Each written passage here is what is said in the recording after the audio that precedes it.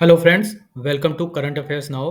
आज है 18 मार्च 2024 और आज हम डिस्कस करेंगे 18 मार्च के द हिंदू न्यूज़पेपर के करंट अफेयर्स आर्टिकल्स। तो चलिए स्टार्ट करते हैं अपनी पहली न्यूज़ से।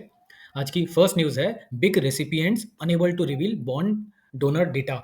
यहाँ पर इलेक्टोरल बॉन्ड्स की बात की जा रही है। इलेक्टोरल बॉन्ड से रिलेटेड जो सुप्रीम कोर्ट में केस चल रहा है और उसमें सुप्रीम कोर्ट ने एसबीआई को इलेक्टोरल डेटा जितना भी इलेक्शन का बॉन्ड है, इलेक्टोरल बॉन्ड्स उनका डेटा रिवील करने को बोला था।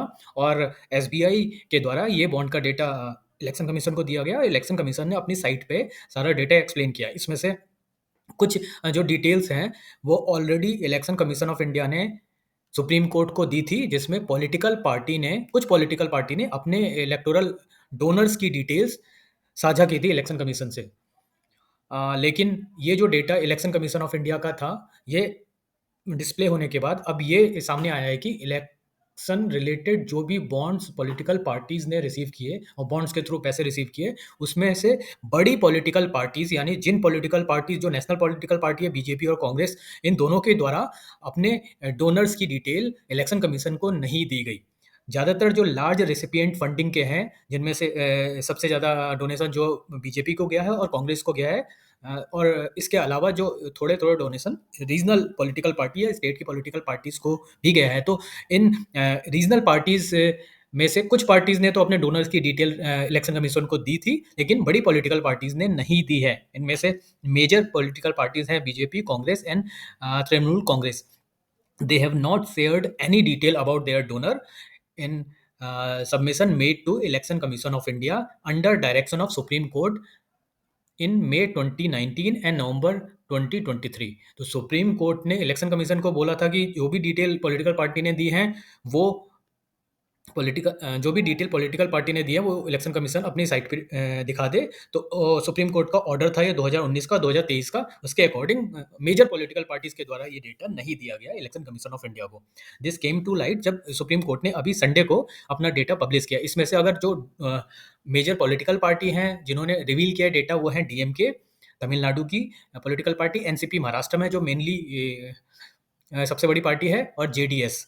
तो इनमें ये डेटा है वो निकल के सामने आया है। इसमें डीएमके को फ्यूचर गेमिंग एंड होटल जो सबसे बड़ा इलेक्टोरल बॉन्ड्स डोनर के रूप में सामने आया है, उसमें से 500 करोड़ के करीब डीएमके को इस ही कंपनी के द्वारा दिया गया है, जो डीएमके ने already election commission of India को बताया है।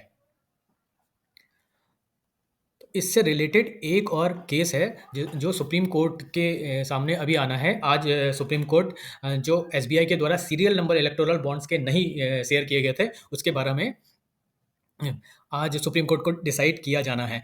अब यहाँ पर बात आती है जो एसबीआई के द्वारा डेटा दिया गया और अभी जो एक दिन पहले इलेक्शन कमीशन ऑफ इंडिया के द्वारा डेटा पॉलिटिकल पार्टीज के डोनर का लिस्ट दिया गया। इसमें से बड़ी पॉलिटिकल पार्टी ने अपने जो डिटेल्स हैं वो साझा नहीं किए हैं। तो इसमें एक पुराना 2019 का सुप्रीम कोर्ट का वर्डिक्ट या एक डिसीजन है जो 3 जजेस के द्वारा लिया गया था, और उस समय जो चीफ जस्टिस थे इंडिया के, chief justice of India Ranjan Gogoi के द्वारा डायरेक्ट किया गया था 12 अप्रैल 2019 को। इस ऑर्डर के द्वारा सुप्रीम कोर्ट ने बोला था कि जो भी डेटा इलेक्टोरल बॉन्ड परचेज किए गए और रिडीम किए गए पॉलिटिकल पार्टीज के द्वारा 12 अप्रैल 2019 तक, वो सारे बॉन्ड की डिटेल और उनके डोनर्स की identity election commission of India अपनी वेबसाइट पे पब्लिश करे। और इससे रिलेटेड जो डेटा है वो सील्ड कवर में सुप्रीम कोर्ट में सबमिट किया गया था। इसके बावजूद स्पेसिफिक ऑर्डर जो 12 अप्रैल 2019 का था, पॉलिटिकल पार्टीज ने अपना डेटा इलेक्शन कमीशन को नहीं दिया, और ज़्यादातर बड़ी पॉलिटिकल पार्टीज ने ये डेटा नहीं दिया। तो despite a specific order of supreme court on 12 April 2019 that political parties that benefited from electoral bonds scheme should confidentially divulge to election commission the detailed particulars of donors as well as each bond।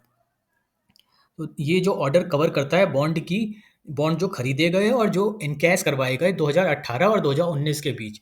तो यहाँ पर मार्च 2018 और मार्च 2019 के बीच के जो भी bond है वो सुप्रीम कोर्ट के ऑर्डर के अकॉर्डिंग पॉलिटिकल पार्टीज को सबमिट करने थे, और पार्टीज ने सबमिट नहीं किए। तो ये भी सुप्रीम कोर्ट के लिए अब आगे के केसेस में देखा जाएगा कि किस तरह से सुप्रीम कोर्ट इसको लेगा, और किस तरह से पॉलिटिकल पार्टीज को इस ऑर्डर के तहत अंतर्गत लाया जाएगा और उनके द्वारा डेटा रिवील किया जाएगा। अभी जो कॉन्स्टिट्यूशनल बेंच सुप्रीम ये इलेक्टोरल बॉन्ड्स का डेटा से रिलेटेड जो केस देख रही है, ये 5 जजेस की बेंच है जिसमें chief justice of India DY Chandrachud head कर रहे हैं। और जो अभी करंट का डेटा है 2019 से 2023 का, उसके रिलेटेड ये जो केस है वो चल रहा है। तो यहाँ पर इलेक्टोरल बॉन्ड्स और उसके जो डेटा है उसके रिगार्डिंग इसमें आगे वाले केसेस में, आने वाले केसेस में सुप्रीम कोर्ट किस तरह से आगे बढ़कर कार्रवाई करता है, ये देखने की बात होगी। यहाँ पर इस आर्टिकल में अरुणाचल प्रदेश और असम की कुछ स्पेसिफिक कम्युनिटीज़ के बारे में बताया गया है, जिनमें एक ऐसी प्रथा है या एक ऐसी ट्रेडिशन है जो बच्चे जो जन्म लेते हैं इन कम्युनिटीज़ में, उनके नाम नंबर के हिसाब से रखे जाते हैं। Children of Lisu and Singpho community, तो स्पेसिफिक कम्युनिटी है लीसू कम्युनिटी, सिंगपो कम्युनिटी और योबिन कम्युनिटी, जो अरुणाचल प्रदेश और असम में रिसाइड करती हैं। They are named according to the order they are born in the family, incorporating number into names. तो नंबर्स को नाम की तरह उनको कौन सा बच्चा किस ऑर्डर में पैदा हुआ है, इस तरह से नाम कम्युनिटीज में रखे जाते हैं। The name may also help identify the clan a person belongs to. तो यहाँ पर इन कम्युनिटीज का नाम इंपॉर्टेंट है, ये एग्जाम में पूछा जा सकता है बिकॉज ये कम्युनिटी न्यूज में है। तो एक हो गया लीसो कम्युनिटी। लीसो कम्युनिटी बिलोंग करती है तिब्बतन बर्मीज फैमिली से और ये इनहेबिट करती है continuous hilly region of Arunachal Pradesh, ज़्यादातर अरुणाचल प्रदेश के हिली रीजन में, चाइना के हिली रीजन में और म्यांमार के हिली रीजन में। इसके साथ साथ थाईलैंड में भी ये कम्युनिटी मानी जाती है। इंडिया में करीब 5,000 लोग लिसु कम्युनिटी के रहते हैं जो अरुणाचल प्रदेश में रहते हैं। इसके बाद दूसरी कम्युनिटी है Singpho community. Singpho community China और इंडिया में पाई जाती है और इसके साथ साथ टोटल 27 कंट्रीज में सिंगफो कम्युनिटी पाई जाती है। चाइना में यूनान प्रोविंस है, इंडिया में अरुणाचल प्रदेश और असम में, अरुणाचल प्रदेश में मेनली नामसाई और चैंगलैंग डिस्ट्रिक्ट में और असम में तिनसुकिया डिस्ट्रिक्ट में सिंगफो कम्युनिटी पाई जाती है। तो 27 कंट्रीज में ये कम्युनिटी पाई जाती है। और नॉर्थ ईस्ट में अरुणाचल प्रदेश और असम में यूबिन कम्युनिटीज, और ये 3 कम्युनिटी इंपॉर्टेंट है। Lisu community, Singpho community and Yobin community क्यों इंपॉर्टेंट है? क्योंकि इनमें ऐसी ट्रेडिशन है कि जो बच्चों के नाम होते हैं that are in according to the order they are born in the family, incorporating numbers into name. Sangita Kalanidhi award का डिक्लेरेशन किया गया है और जो वोकलिस्ट हैं टीएम कृष्णा, उनको 2024 का संगीत कलानिधि अवार्ड दिया जाएगा। Carnatic vocalist and Magsaysay award winner TM Krishna has been selected for Sangeet Kalanidhi award of music academy for 2024। 2014 का म्यूजिक एकेडमी ने संगीत कलानिधि अवार्ड टीएम कृष्णा को देने का डिक्लेरेशन दिया। इसके अलावा भी कुछ और अवार्ड्स का डिक्लेरेशन किया गया है। ये अवार्ड है Nritya Kalanidhi award. It will be presented to Neena Prasad. Neena Prasad को नृत्य कलानिधि अवार्ड दिया जाएगा। संगीत कला आचार्य अवार्ड का भी अनाउंसमेंट किया गया है। ये मृदंगम प्लेयर प्रसाला रवि और वोकलिस्ट गीता राजा को प्रेजेंट किया जाएगा। टीटीके अवार्ड की भी घोषणा की गई है और ये प्रेजेंट किया जा रहा है थ्रिवल्लुर ब्रदर्स, जो 2 लोग हैं, S Narasimha and S Venkatesan. ये मेनली जो कार्नेटिक म्यूजिक है उससे रिलेटेड जो वोकलिस्ट हैं और जो आर्टिस्ट हैं, परफॉर्मिंग आर्टिस्ट हैं, उनको दिया जाता है संगीत कलानिधि अवार्ड, संगीत कला आचार्य अवार्ड, टीटीके अवार्ड और नृत्य कलानिधि अवार्ड। ये कार्नेटिक म्यूजिक से रिलेटेड अवार्ड्स हैं। संगीत Kalanidhi award will preside over the academic session of 98th annual conference. और ये जो कॉन्सर्ट है वो म्यूजिक एकेडमी के द्वारा हेल्ड किया जाता है और इस साल ये 2024 में लास्ट मंथ में दिसंबर में ऑर्गेनाइज किया जाएगा। तो दिसंबर और 2025 जनवरी में ये अवार्ड प्रेजेंट किए जाएंगे। तो संगीत कलानिधि अवार्ड दिया जाएगा टीएम कृष्णा को, नृत्य कलानिधि अवार्ड प्रेजेंट किया जाएगा नीना प्रसाद को, TTK award Thiruvallur brothers S Narasimha और एस वेंकटेशन, और संगीत कला आचार्य अवार्ड दिया जाने वाला है मृदंगम प्लेयर प्रसल्ला रवि और वोकलिस्ट गीता राजा को।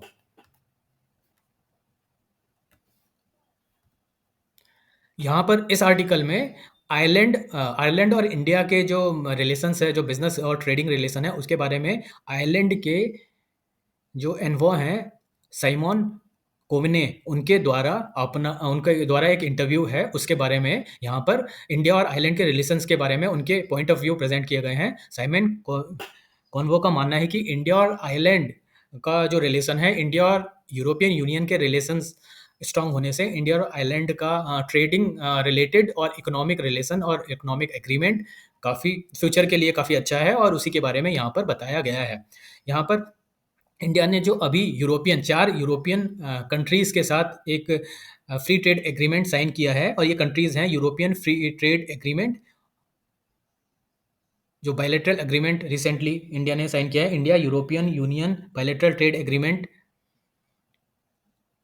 और ये जो चारों कंट्री हैं ये नॉन यूरोपियन कंट्रीज हैं, यानी ईयू के ब्लॉक में नहीं है। ये चार कंट्री है नॉर्वे, लिechtenstein, स्विट्जरलैंड और आइसलैंड। तो इस ट्रेड के बाद इंडिया और यूरोपियन यूनियन के बीच का भी एक इकोनॉमिक ट्रेड एग्रीमेंट होना चाहिए, एक फ्री ट्रेड एग्रीमेंट होना चाहिए, ऐसा इनका मानना है, और उसी के बारे में यहाँ पर बताया गया है।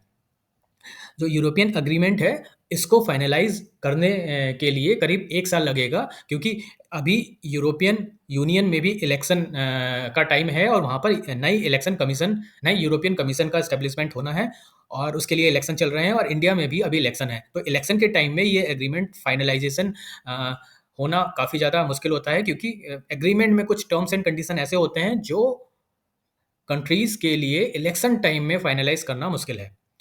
तो यहाँ पर इनका मानना है कि इंडिया और आयरलैंड की जो कंडीशन है वो काफ़ी मामलों में एक जैसी है, जैसे कि in terms of application of technology, नए new digital platform, pharmaceutical industry, medical device और सेमीकंडक्टर इंडस्ट्री। तो ये कुछ पर्टिकुलर इंडस्ट्रीज़ हैं जिसमें इंडिया और आयरलैंड एक साथ मिलकर काम करेंगे तो दोनों कंट्रीज़ को फ़ायदा होगा। जो आयरलैंड है वो यूरोप का सबसे बड़ा प्रोड्यूसर है सेमीकंडक्टर्स का, और इंडिया सेमीकंडक्टर प्रोडक्शन में काफ़ी ज़्यादा नई नई पॉलिसीज़ ला रहा है, कंपनियों को अट्रैक्ट करने की कोशिश कर रहा है। तो आयरलैंड इंडिया को सेमीकंडक्टर मैन्युफैक्चरिंग में हेल्प कर सकता है, क्योंकि यूरोप का सबसे बड़ा प्रोड्यूसर सेमीकंडक्टर में आयरलैंड है। India Ireland trade figure today आज की डेट में करीब 10 बिलियन यूरोज है गुड्स और सर्विसेज में। और अभी दोनों कंट्रीज़ के बीच पॉलिटिकल स्टेबिलिटी होने के बाद ये जो ट्रेड का फोरकास्ट लगाया जा रहा है आयरलैंड के एनवो के द्वारा, ये काफ़ी फ्यूचरिस्टिक और ऑप्टिमिस्टिक माना जा रहा है। आयरलैंड चाहता है कि एक फ्री ट्रेड एग्रीमेंट इंडिया और यूरोपियन यूनियन का भी हो, और क्योंकि आयरलैंड को लगता है कि इंडिया को इससे बहुत ज़्यादा बेनिफिट होने वाला है, क्योंकि जो ट्रेड बैरियर्स होंगे यूरोपियन यूनियन के उनको इसमें कम किया जाएगा, और इंडिया की कंपनीज़ के लिए यूरोपियन यूनियन एक बहुत बड़ा कंज्यूमर स्पेंडिंग मार्केट है। तो इंडिया के जो कंज्यूमर रिलेटेड कंपनीज़ हैं उनको बहुत ज़्यादा फ़ायदा होने वाला है। इसके साथ ही साथ आयरलैंड को भी फ़ायदा होगा इंडिया के मार्केट की एक्सेस के बाद। इनका कहना है कि when there is political stability post election here in India, there will be an opportunity for further trade talks.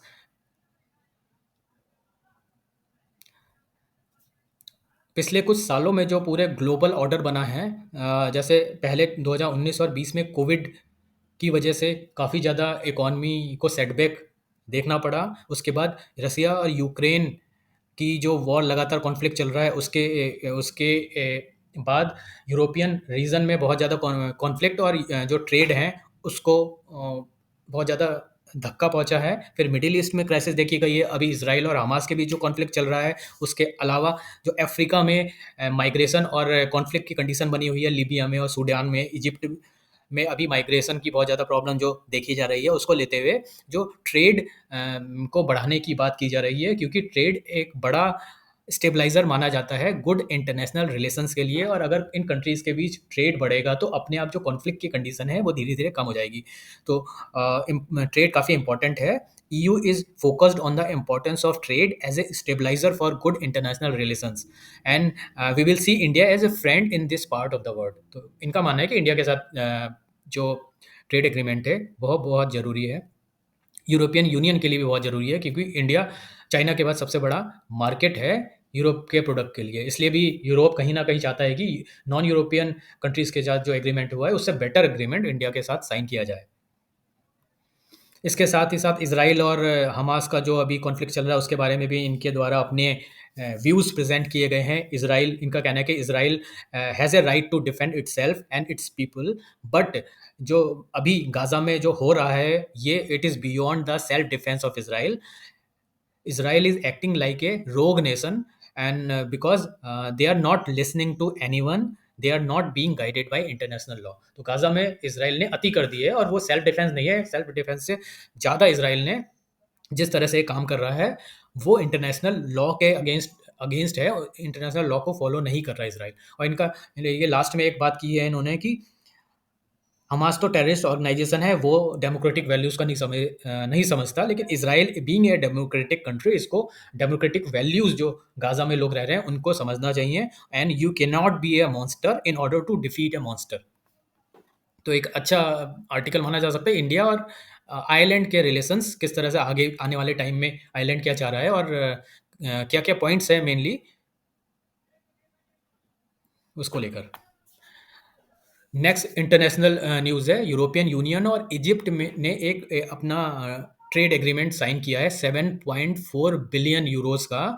और ये जो एग्रीमेंट है मेनली एनर्जी और माइग्रेशन रिलेटेड है। ये जो डील है इसमें इंक्लूड किए गए हैं काफ़ी सारे पॉइंट, और मेन पॉइंट है billions in credit over coming years. काफ़ी आगे आने वाले सालों में बिलियंस ऑफ क्रेडिट दिया जाएगा इजिप्ट को यूरोपियन यूनियन के द्वारा for highly indebted Egypt, and stepping of energy sales that could help Europe move further away from Russian gas। तो यूरोप कहीं ना कहीं अपनी डिपेंडेंसी रशियन नेचुरल गैस से दूर होना चाहता है। उस पे डिपेंडेंसी जो अभी यूरोप की है वो कम करना चाहता है, इसलिए इजिप्ट के साथ उसने ट्रेड एग्रीमेंट किया है जिससे वो अपनी एनर्जी की जो सप्लाई है इजिप्ट से स्टार्ट कर सके, गैस की और पेट्रोलियम की। यूरोपियन कमीशन की जो अभी प्रेसिडेंट है वो हैं उर्सुला वॉन डे लेयेन। इन्होंने ज्वाइन किया है ये एग्रीमेंट। इसके साथ ही काफ़ी और कंट्रीज भी थी इस एग्रीमेंट में, जैसे ऑस्ट्रिया, बेल्जियम, साइप्रस, ग्रीस और इटली।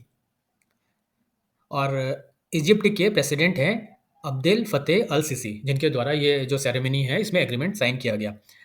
अब ये जो एग्रीमेंट है ये है strategic and comprehensive partnership agreement. इसमें 5 बिलियन यूरोस का लोन इजिप्ट को दिया जा रहा है, और आगे धीरे धीरे करके step by step millions of dollars migration related जो प्रॉब्लम अभी इजिप्ट झेल रहा है उसको दूर किया जाएगा, या उसको उसका एक फाइनल जो सॉल्यूशन है वो निकाला जाएगा यूरोपियन यूनियन के द्वारा, ऐसा इस एग्रीमेंट में बताया गया है। अब इजिप्ट की जो लोकेशन है ये अफ्रीका में अफ्रीका में नॉर्थ पार्ट में स्थित है। इजिप्ट काफ़ी लंबे टाइम से इकोनॉमिक क्राइसिस की कंडीशन झेल रहा है। ये ऑलरेडी लीबिया इसके वेस्टर्न साइड में है। लीबिया से आने वाला जो बॉर्डर है, लीबिया से लगने वाला बॉर्डर, वहाँ से माइग्रेशन काफ़ी बड़े लेवल पे हो रहा है।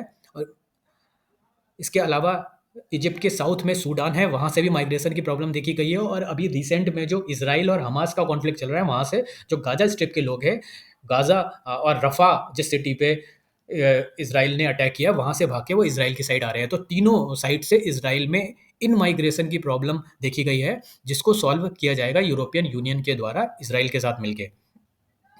लीबिया के बॉर्डर, सूडान के बॉर्डर और जो इसराइल के साथ बॉर्डर है, उन सारे बॉर्डर से ये प्रॉब्लम देखी गई है। करीब आज की डेट में इसराइल में 9 मिलियन माइग्रेंट्स और रिफ्यूजीज़ हैं। इसमें से 4 मिलियन केवल सूडान के हैं और 1.5 मिलियन सीरिया से आने वाले रिफ्यूजीज़ हैं। ये जो डेटा है ये यूनाइटेड नेशन के इंटरनेशनल ऑर्गेनाइजेशन फॉर माइग्रेशन के द्वारा दिया गया है। तो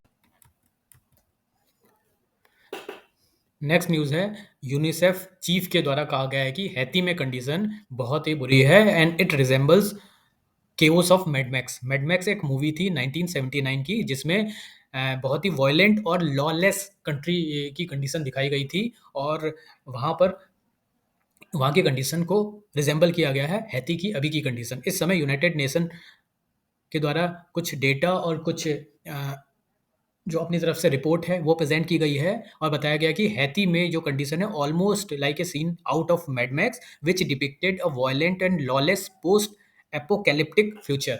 वहाँ पर बिल्कुल भूखा और अकाल की कंडीशन, फेमाइन की कंडीशन बनी हुई है। Haiti is in horrific situation. UNICEF के एग्जीक्यूटिव डायरेक्टर कैथरीन रसेल के द्वारा ये बताया गया है। हैती ऑलमोस्ट फेमाइन के कगार पे है, और ऑलरेडी यहाँ पर काफ़ी सारे ड्रॉट की कंडीशन देखी गई है। नेचुरल डिजास्टर से ये कंट्री भुगत रहा है, और वीक गवर्नमेंट होने की वजह से यहाँ के लोगों के लिए खाना और माल न्यूट्रिशन तो छोड़ो, फूड की अवेलेबिलिटी भी नहीं है और near collapse of basic services हो चुकी है, ये यूनाइटेड नेशन का कहना है। यहाँ पर हैती इंपॉर्टेंट है, हम इसकी लोकेशन देख लेते हैं। हैती को ऑफिशियली रिपब्लिक ऑफ हैती भी बोला जाता है। ये एक आइलैंड कंट्री है कैरिबियन सी में, और ये जो आइलैंड है जिसपे हैती स्थित है, ये हिस्पैनियोला